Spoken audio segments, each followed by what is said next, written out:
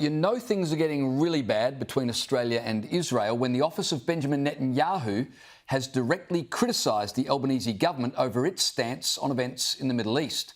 In a statement yesterday, the Israeli Prime Minister said rewarding anti-Semitism and terrorism with a state in the heart of the Jewish ancient homeland will invite more terrorism and more anti-Semitic riots at campuses and city centres, including in Australia.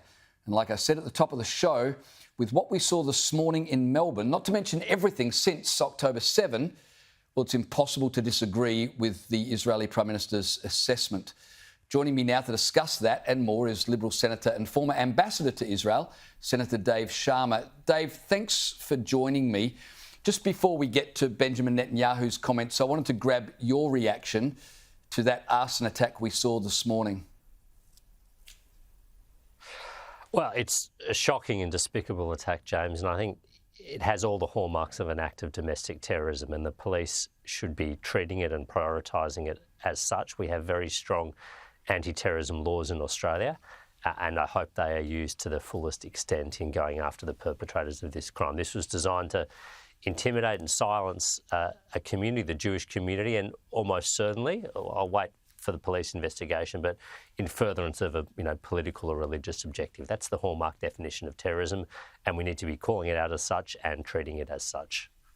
This arson attack comes right after Benjamin Netanyahu warned that a lack of support for Israel's fight against Hamas and Hezbollah and others will lead to an increase in incidents of anti-Semitism, let alone terrorism, including here in Australia. Now, you're a former ambassador to Israel.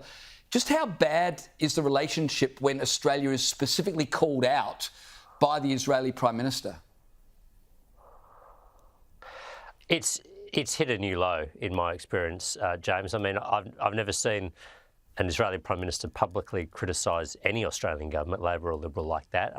And certainly, the Australian ambassador to Israel was called in just last week by the Foreign Ministry. I've never seen an expression of displeasure like that before. But I think it's because this government, this Labor government, has almost gone out of their way to damage this relationship and positively downgrade this relationship with Israel because they're interested in playing to a domestic audience on this issue, not looking after Australia's national interests and foreign relations. Yeah, I mean, you're absolutely right. I couldn't agree more. It looks like they have gone out of their way to ruin the relationship.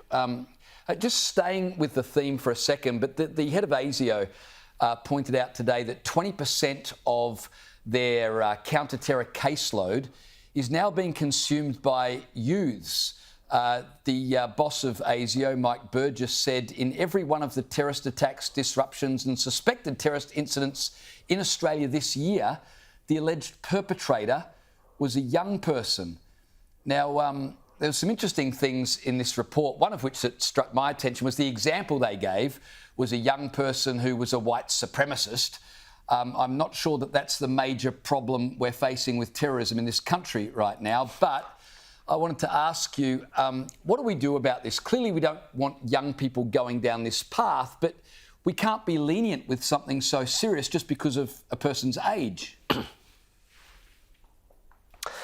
No, it can't be. I think, look, young people are particularly susceptible because, their minds and thoughts are not yet fully formed. They're particularly susceptible to extremist ideology. And we saw that when Islamic State, for instance, was running rampant in Syria and Iraq. A number of young Australians were beguiled by that philosophy. Some of them went to travel there, young women and young men, sometimes teenagers as well.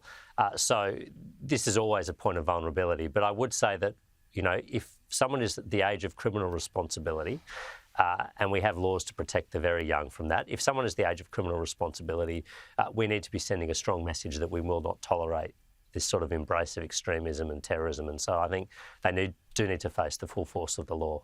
Yeah, absolutely. Dave Sharma, I appreciate your time tonight. Thanks for joining me. Thanks so much.